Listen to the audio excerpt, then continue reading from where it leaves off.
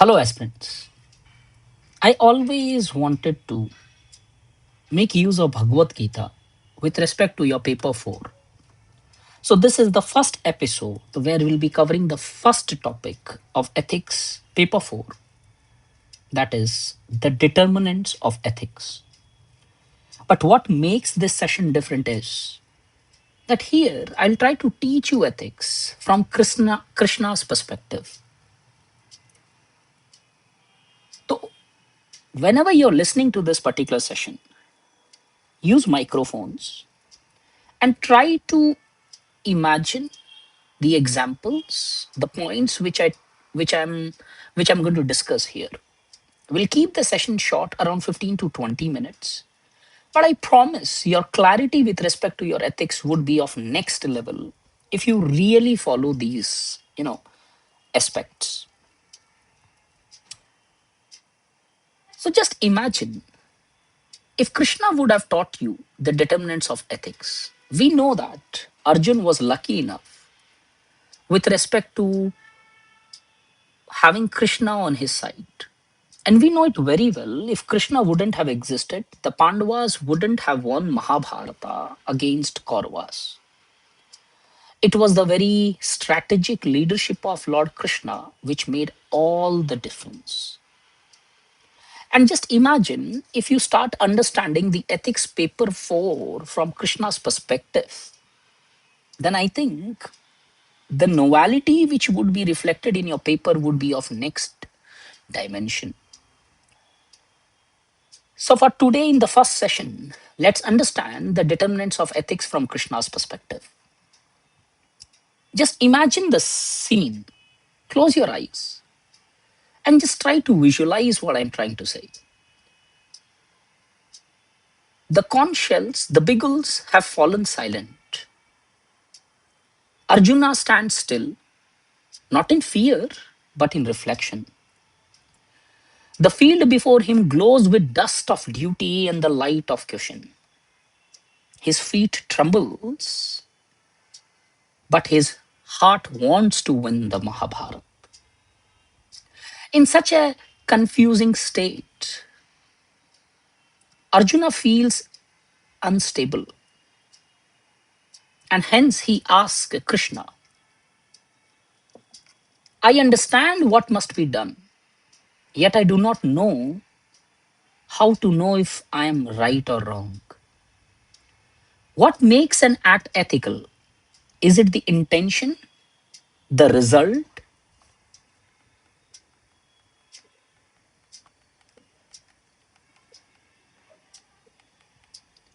the law, or the heart?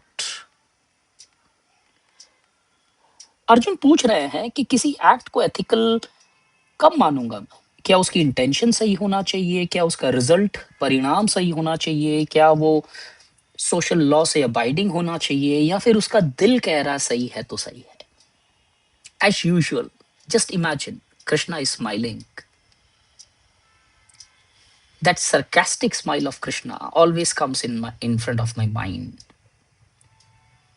And he answers Arjuna, O Parth, you now seek not dharma as command, but as a conscious design. Krishna says that every action, like an arrow,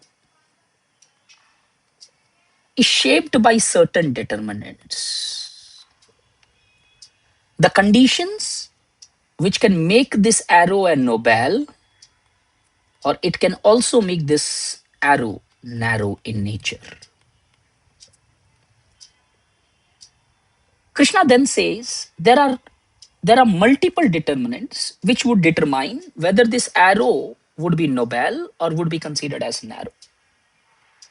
And the first determinant of ethic from Krishna's interpretation and from Bhagwat Gita would be the intention or sankalpa, which I can say as seed of karma. Krishna says that an act without pure intention is like a seed without life. In Bhagwat Gita, he writes, he who offers even a leaf or a drop of water to me with a pure heart, I accept it with joy. Therefore, according to Krishna, it is not the magnitude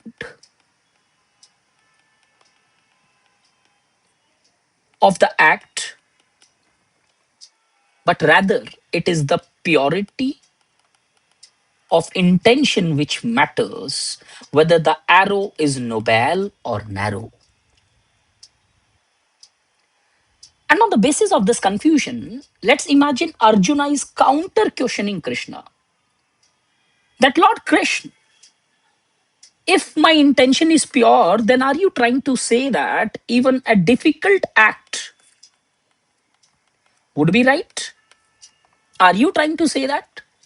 And Krishna answers in positive, yes. It is the purity of intent which transforms duty into worship. And as Krishna would have quoted, it is not what you do,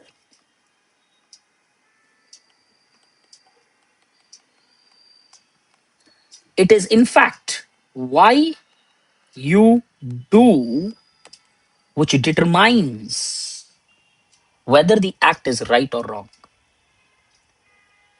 You may be stealing, but from this perspective, why are you stealing? Are you stealing in order to help some person who is facing some medical emergencies? Are you stealing in order to largely provide some solace to large number of masses? So the first determinant according to Krishna is the intention. If your intention is noble, then your action can certainly be considered as ethical. And the second determinant, according to Lord Krishna, would be motive, प्रेरक, प्रेरणा जिसे बोलते हैं. That means English में बताऊं तो energy behind an action.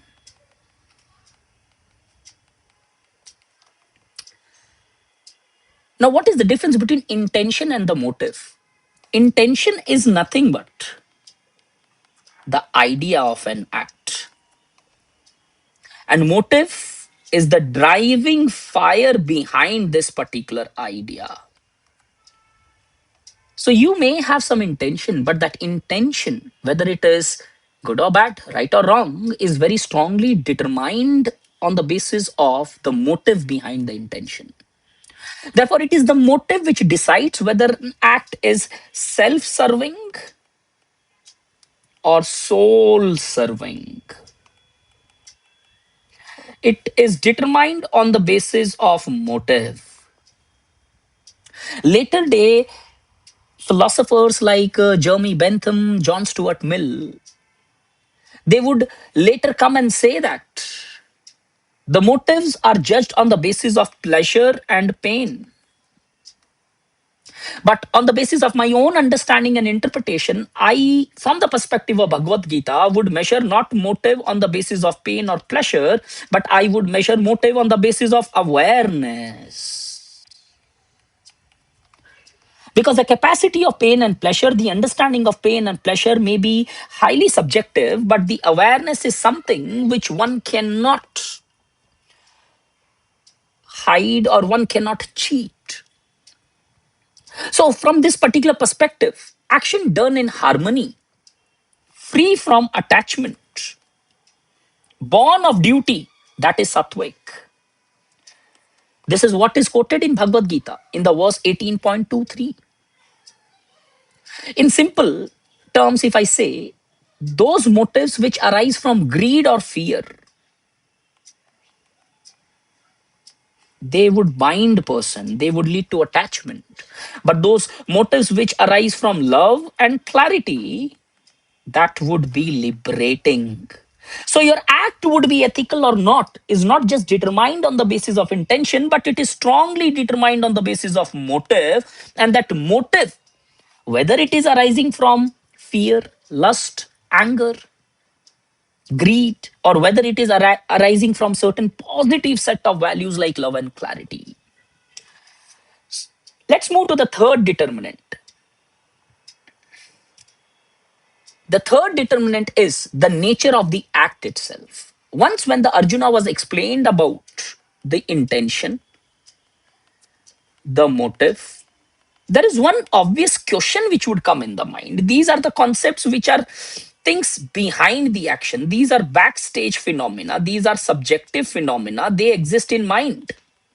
But what about the actual act? And in the same confusion, Arjuna asks Krishna, what about the act? Isn't that what others see as right or wrong rather than focusing on your intention or motive? क्या आज हमारा action नहीं ज्यादातर लोग जज करते हैं forgetting about our intention, forgetting about our motive? And Krishna replies, yes, act does play an important role, but every act carries its swabhav, sattvic, tamasic. Every act has its intrinsic moral character. For example, somebody uses the sword to protect and somebody uses the sword to destroy. The act is using the sword, killing someone. But really, what differentiate whether the sword is used rightly or wrongly is the very motive and intentions behind these particular aspects. Therefore, Krishna would say that it is the vivek which is much more essential. Vivek here would consist of intent and motive. If your viveka is right, if your vivek is right, then even your action, which may be may look much tilted towards doing injustice, those actions can also be proved as just actions. Therefore, whenever you want to judge a particular action, always raise one question: does this act expands my awareness or it diminishes my awareness? Because any action which expands your awareness, which comes out from positive sides of intentions and motives, those actions, irrespective of how it looks, would definitely be considered as ethical. The fourth determinant is the means, upaya, or upay जिसे बोलते हैं हिंदी में, the path which you actually take. Krishna would definitely say this. Then act is never holier than the path that leads to it. Your path is very important than your destination. I always say in the context of civil services, okay, your journey is much more important than the final destination. Because it is the journey which would not only determine whether you reach here or not, but it is this journey which would actually make a true difference in your entire civil services preparation. Krishna would certainly believe that the pure end cannot be reached by impure means. Therefore, the fourth important determinant, according to Bhagwat Gita, should certainly be the means, which would play a very important role in determining whether your action is ethical or not. Gandhiji once upon a time said, as the means, so the end. In fact, in the wartime, if you see, it is the means which determines importantly whether a person was fighting ethically or whether he was not fighting ethically. Most of the time, we see our armies are considered ethical and hence they are respected. Not the terrorist. Both of them may kill, but the means which the army uses is celebrated. And the means used or tactics used by the terrorist are wrong, and hence as a result both may be doing the same thing, but ultimately the difference is the means they adapt. In fact, in simple terms, if I have to quote, means are the fingerprints of your conscience. आपके means देख के ये बताया जा सकता है कि आपका कॉन्साइंस कैसा रहा होगा, और इस कॉन्साइंस में बैठा है आपका इंटेंशन और आपका motive. The next important consequence or determinant of ethic is the consequences, the phala, the fruit जिसे बोलते हैं. यहां पे थोड़ा सा हम यूटिलिटेरियन तरफ में आ जाएंगे. After highlighting the intention, the motive, and various other aspects like means and the very act itself, Krishna now says the consequence is another important determining factor of whether an action is ethical or not. Krishna says that you must not be attached to results, but you should certainly be aware of them.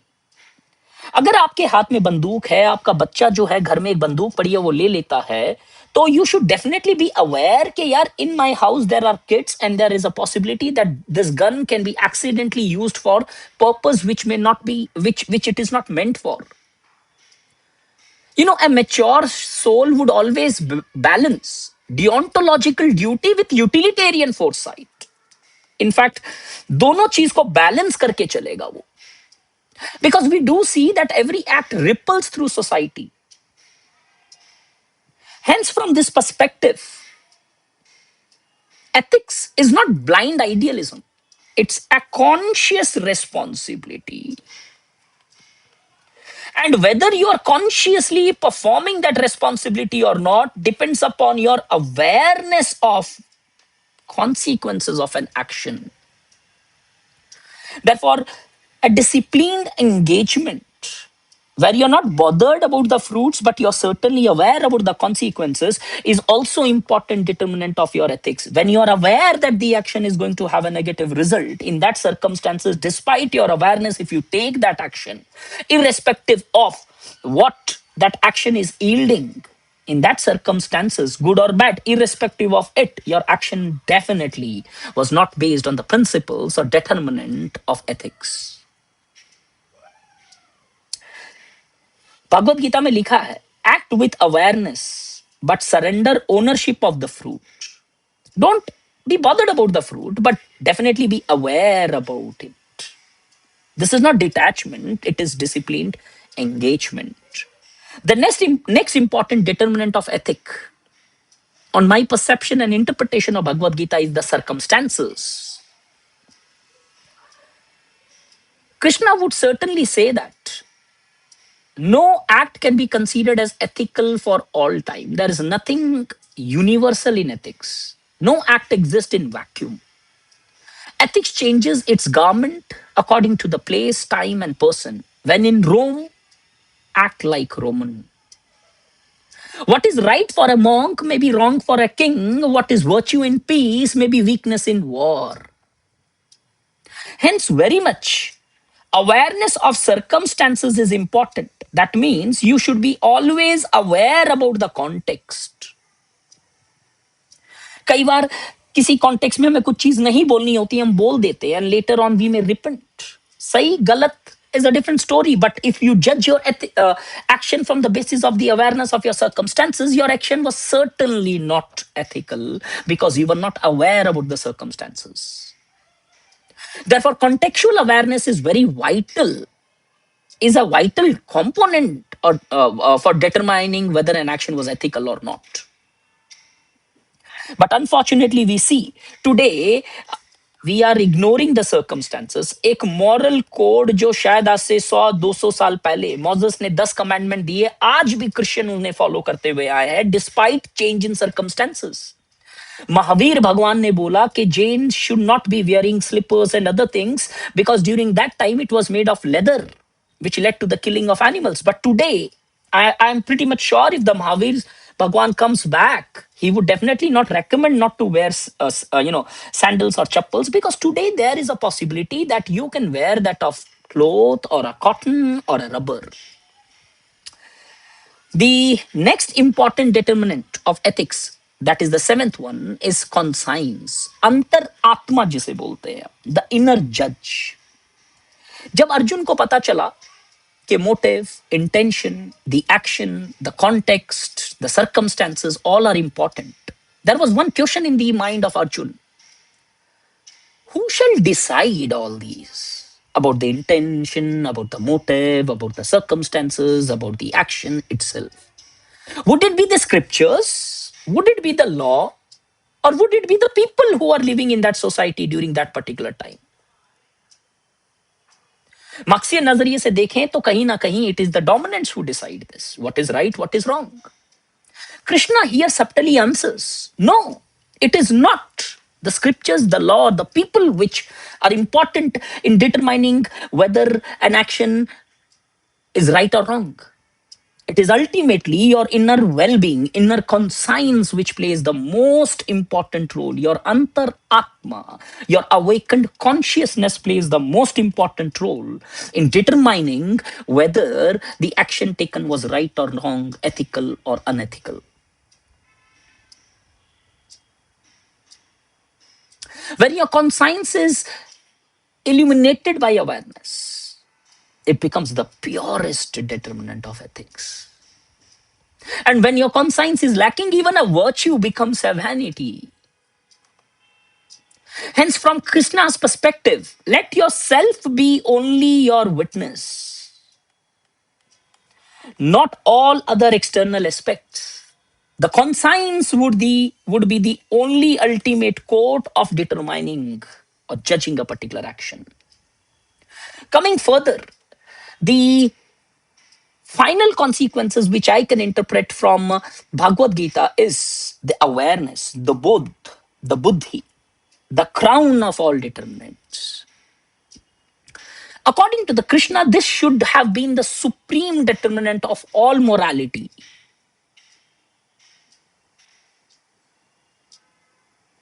Because ultimately, when you are aware, even an error can become education. And when you are ignorant, lacking awareness, even the goodness becomes bondage. कई बार हमारी awareness नहीं होती है और छोटी छोटी चीजों में हम लोगों को हर्ट कर देते हैं, लेकिन कई बार हमारी अवेयरनेस के कारण एक बड़ी बड़ी समस्याएं बच सकती है. इमोशनल हार्ट किसी को हर्ट करना रुक सकता है. When one sees through awareness, even the act of war becomes an act of wisdom. Osho भी कहते हैं कि किसी भी नेगेटिव क्वालिटी के अंदर, जैसे ईर्ष्या हो गई, सेक्सुअल एपेटाइट हो गया, घमंड हो गया, ईगो हो गया, एंगर हो गया, just become awareness about that emotion. Because once you are aware about a particular emotion, then there is a possibility that you would definitely not take the wrong actions, because awareness would indicate the most important aspect, that is your conscience. You can cheat everybody, but you cannot definitely cheat yourself. Hence, from all these determinants, from Bhagavad Gita's perspective, one can clearly understand one thing, that the right act or the determinant of any act, whether ethical or not, is not decided by one factor. There are multiple factors involved in it. Just like a chariot needs many parts to move rightly, so does morality have multiple determinants. So just remember, ethics is not mathematics, it's actually a music. When all of these factors play together, then we have music, pleasant sounds. And when one note dominates, it may become dissonance, it may become a noise. Therefore, if I summarize, following are the important determinants of an ethics. It can come for 10 mark, it can come for 20 mark. Beside using the Western scholars and theories, do try to imbibe these particular content, which would definitely differentiate your answers from other aspects. Intention, motive, the nature of the act, the means, the consequences, circumstances, conscience, and awareness. These are some of the important determinants of ethics in society. Let the intention be pure.